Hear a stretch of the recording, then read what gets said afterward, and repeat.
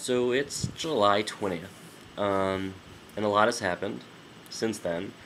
Um, Sorry if I sound a little nasally. I've had a sinus infection for, I think we're on week 2, so I think it's finally clearing up, but I definitely sound very nasally, and at least I don't sound like a frog today, as I have been. But so that's good. So what's going on?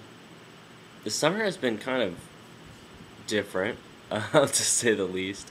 Um, I think there was like some sort of black cloud that has been living and breathing above me for the last few months. But so far, I think things have cleared. It's been pretty bad, but I'll update you on one thing. Siler was rushed to the hospital last month. He was crawling under the bed and just sitting there all day, and we couldn't get him out because he starts to bite, and he's been snapping ever since. But it was getting kind of bad, so he wasn't eating and he wasn't going to the bathroom or anything. So I finally took him to the doctor. Um, I took him early in the morning before work on a Saturday. Took him to the vet, and they did X-rays, and they had found that there was something obstructing his digestion. They didn't know what it was. It looked like some sort of gas bubble. They saw gas bubbles, so they knew some sort of it was obstructing the passage. Um, so they kept him all day, and on fluids, drip like an IV. They called me at like 4. I was at work, and they said I had to pick him up and bring him to the emergency immediately because they were closing, and he needed to be checked up on. So I went there, picked him up, I dropped him at the emergency vet, which I really didn't want to do because they just charge a fortune, which they did. Um, so they did another X-ray, and they saw something was blocking his bowel movement. Um, so as soon as I left, they brought him into surgery, and I was so petrified because they showed me a preliminary like bill, how much it was going to cost. Like I nearly fainted. Um, but they operated. It took like 3 hours to operate. They removed a piece of bath towel that he had somehow eaten, and they said it was in his stomach and 3/4 of his intestines. So he could have died and would have died if I waited any longer than I did. Um, but he's perfectly fine now. My last video, I showed you his scar. It's a pretty big scar, but he's doing better now. But I mean, there's no towels around, and I mean, he has been getting sick once in a while with like stomach problems. I don't know if it's any sort of relation to the surgery, but I have been very cautious with him. Um, $3,000 that cost me. $3,000 that I do not have. It set me back a lot. But I mean, there was nothing else I could have done. I mean, either let him die or pay $3,000. So I bit the bullet and decided, he's my baby. He's what I have left of any sort of happiness that I once had. Um, so I did it without any help from anybody, which I'm proud of myself for. I mean, it was bad. It was, but he's all good now and happier than ever, except for this snapping thing that I can't seem to figure out. Once every time I try to pick him up, he tries to snap at me. I think he's pissed that I made him sick, but I'm still looking for a job. I've been applying like crazy, like absolute crazy. I'm also in school. I just started my second quarter of culinary school. I'm doing baking now. I'm proud to say that I have a 4.0 average, and I aced last quarter with flying colors. So I'm having so much fun, and I met such great people and good friends and good contacts, and it's amazing. I figured by my 26th birthday, so that's 5 months for all you people who are figuring out when my birthday is. So December, I want to have moved out of my parents' house and have gotten a job. I think regardless, I want to try to move out of my parents' house. But I have been looking at apartments and definitely jobs every day. I've been looking. But I'm going to throw myself this huge birthday party slash I survived 2009 party, because this is probably the worst year I've ever had in my life.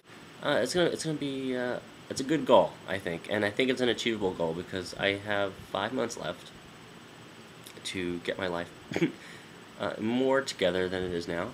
So things are looking up. I think it's a very good goal. I have a lot of friends that are supporting me, and my family is kind of supporting me. So it's good. And also, I guess with school and not eating as much, I kind of lost some weight. So that's really exciting. I guess it's given me more confidence than I've had. I've been dating. I've been on quite a few dates. I met quite a few guys, and I'm just being really picky about who I'm dating. I did meet somebody who I kind of hit it off with, but I'm not ready for what he wanted, so that's not gonna work. But I have been meeting a lot of people and getting to know people, and just being really picky now because I deserve to be, first of all, and I just had some bad luck in the past, so I want to meet the right guy, and I'm excited about it because I'm in my 20s and I'm single and I'm having a blast, probably too much fun than I should be having or admitting on YouTube, but yeah, I'm enjoying being single, and I'm enjoying being 25 and single, and living in South Florida, no less. My God. So I'm having a really good time. Meeting lots of people, and some interesting people, to say the least. But other than that, life is being really hectic. Trying to keep up with school, and working when I am working, and traveling all over the freaking county. I took a trip. And last month I went to New York. Oh, that's so stupid. I went to New York last month, and I got a tattoo, my first tattoo. I don't know if I can show it. Let me see. I'm gonna try to show it. See if it comes out. Okay, I'll zoom down here. Let me see. I think yep. Oh, there it shows up. It's on my wrist. It's in Hebrew. It reads, "Live life for yourself" in Hebrew. It goes. I can't pronounce it right now. I think Bechai et Chaimim Bishvil et Mach. And I've had it confirmed by many Israelis.